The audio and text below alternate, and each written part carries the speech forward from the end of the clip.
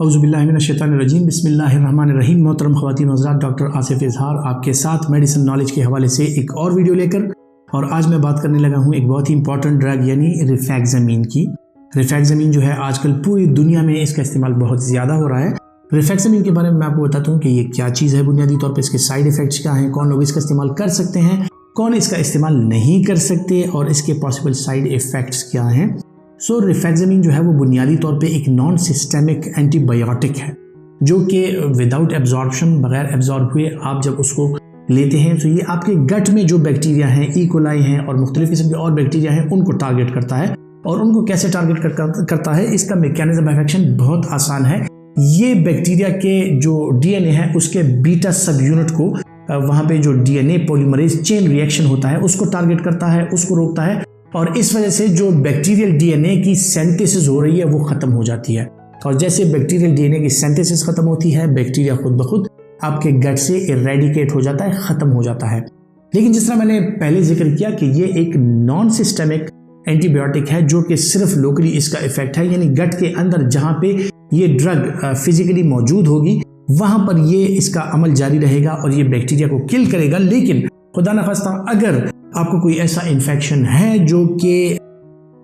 Blood के through या lymphatics के थ्रू या आपकी बॉडी में वो डिसेमिनेटेड है, सो उसमें इसका रोल नहीं होगा। सो इसका रोल जो है वो बुनियादी तौर पे गट का जो नॉर्मल बैक्टीरिया है उस पे ये अमल करता है और सिस्टेमिक बैक्टीरिया पे ये असरअंदाज नहीं होता।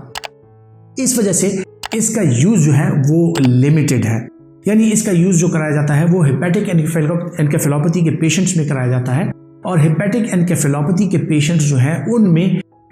जो लैक्टुलोज है उसके साथ इसका इस्तेमाल करा जा सकता है। और लैक्टुलोज के जो सब यूनिट्स हैं वो भी एक तो एज अ परगेटिव काम करते हैं और दूसरा ये है कि बैक्टीरियल डिग्रेडेशन कॉज करते हैं, बैक्टीरियल ग्रोथ को रोकते हैं, और इसी तरह ये रिफैक्ज़ामिन भी जो है उसको रोकता है। सो जो क्रॉनिक लिवर डिजीज़ के पेशेंट्स हैं जिनको बार बार हेपेटिक एनकेफेलोपैथी में जाने का खतरा होता है, उनको बार बार गनूदगी होती है, सो उन लोगों में अगर इसका इस्तेमाल कराया जाए सो ये बहुत बेहतरीन रहता है। अब इसका इस्तेमाल किन लोगों में कराया जाए जो क्रॉनिक लिवर डिजीज़ के पेशेंट्स हैं,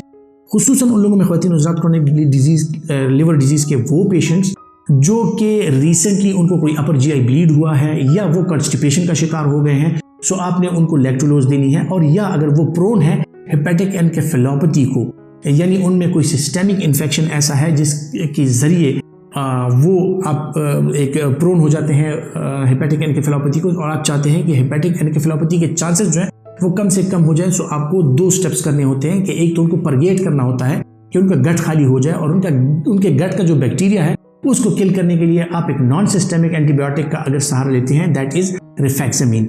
रिफैक्ज़ामिन आप 550 मिलीग्राम की डोज में अवेलेबल है। आप अगर उनको बीडी डोज में देते हैं तो तकरीबन 14 डेज तक ये देना पड़ता है, और इससे जो है तो जो गट क्लेंजिंग है या गट की क्लियरेंस है वो हो जाती है, बैक्टीरिया कम से कम हो जाते हैं, और हेपेटिक एनकेफेलोपैथी के चांसेस जो हैं वैसे ही कम से कम हो जाते हैं इसके साथ। ख़वातीन हज़रात, हेपेटिक एनकेफेलोपैथी के अलावा आजकल जो नई स्टडीज़ है वो फेवर करती हैं कि रिफैक्ज़ामिन जो है वो मुख्तलिफ किस्म के डायरिया में भी काम करता है, जिस तरह के ट्रैवलर्स डायरिया हो गया या जिस तरह के नॉन इन्फेक्टिव डायरिया हैं, या वो डायरिया ख़वातीन हज़रात जिसके साथ आपको बुखार ना हो और जिसमें ब्लड ना हो स्टूल के साथ, यानी वो डायसेंट्री ना हो। सो उस ईटियोलॉजी अगर आपको पता हो कि ईटियोलॉजी बेसिकली उसकी नॉन इन्फेक्टिव है, तो उस डायरिया में आप इसका इस्तेमाल कर सकते हैं। 7 से लेकर 14 दिन तक इसका इस्तेमाल किया जा सकता है। ट्रैवलर्स डायरिया में तकरीबन 3 दिन तक इसका इस्तेमाल किया जाता है, और अक्सर औकात जो है आजकल रिकमेंडेशन ये है कि अगर आप किसी एंडेमिक एरिया में जाते हैं तो प्रोफाइलेक्टिकली भी आकर रिफैक्ज़ामिन 3 दिन पहले इस्तेमाल कर लें या 3 दिन तक इस्तेमाल कर लें, जब तक आप वहाँ पे हैं उस एरिया में जहाँ पे आप प्रोन हैं टू हैव एन इन्फेक्शन, कि वहाँ पे आपको खुदा न खास्ता वाटर बॉर्न कोई डिजीज़ हो सकती है या फूड बॉर्न कोई डिजीज़ हो सकती है। सो उसमें भी अक्सर औकात लोग रिफैक्ज़ामिन का इस्तेमाल कर रहे हैं और करवा रहे हैं, लेकिन इस पर अभी ऑथेंटिक स्टडीज़ आना जो है वो बाकी हैं, और जब तक ये ऑथेंटिक स्टडीज़ आएंगी इसके और भी जो पॉसिबल इंडिकेशंस हैं वो खुल के सामने आएंगे इंशाल्लाह। ख़वातीन हज़रात, अगर कल्चर प्रूवन डायरिया है और ई कोलाई उसमें इन्वॉल्व है, यानी ई कोलाई से जो डायरिया होता है, ई कोलाई बैक्टीरिया के अगेंस्ट भी इसका इस्तेमाल कराया जा सकता है। और आजकल जो IBS डायरिया प्रीडोमिनेंट IBS यानी इरिटेबल बाउल सिंड्रोम है, जिसमें लोगों को डायरिया ज़्यादा होता है, क्योंकि एक कॉन्स्टिपेशन प्रीडोमिनेंट और एक डायरिया प्रीडोमिनेंट IBS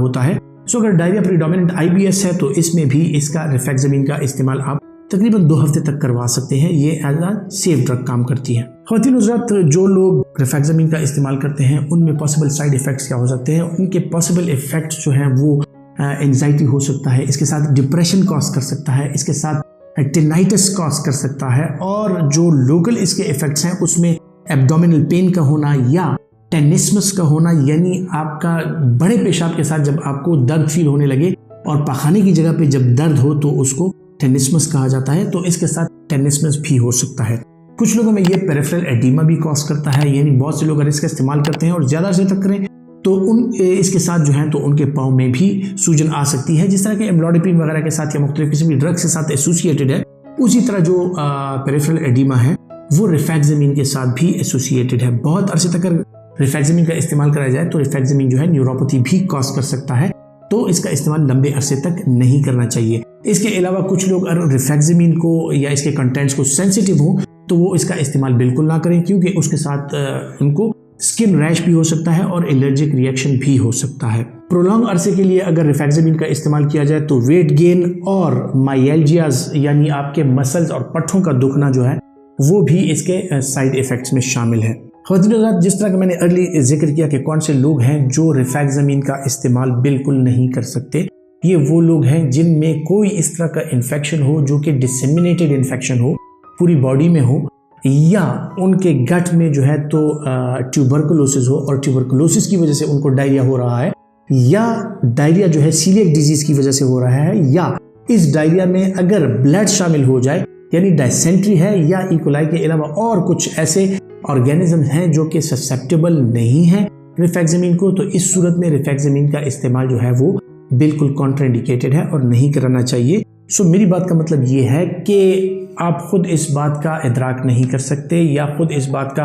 आपको अंदाज़ा नहीं हो सकता कि आपका डायरिया जो है वो इन्फेक्टिव ओरिजिन का है या नहीं है, या कौन सा डायरिया ऐसा है जिसमें आप रिफैक्सामिन इस्तेमाल कर सकते हैं। सो रिफैक्सामिन प्योरली एक प्रिस्क्रिप्शन ड्रग है जो कि आपका डॉक्टर ही आपको प्रिस्क्राइब कर सकता है और तभी आप इसका इस्तेमाल कर सकते हैं। लेकिन हमारे माशरे में अक्सर ये होता है कि अक्सर औकात कोई जेब से निकाल के आपको गोलियां दिखा देता है कि भाई मेरा डायरिया तो इसके साथ ठीक हो गया था, अब ये खा लो, आपका डायरिया भी ठीक हो जाएगा। सो अगर ये गोलियां जेब से निकलती हैं और ये रिफैक्सामिन है तो आप इसको लेने से बिल्कुल इनकार कर दें, क्योंकि रिफैक्सामिन जो है डॉक्टर की प्रिस्क्रिप्शन और डॉक्टर के मशवरे के बगैर आप बिल्कुल इस्तेमाल नहीं कर सकते। अपना बहुत सा ख्याल रखिएगा।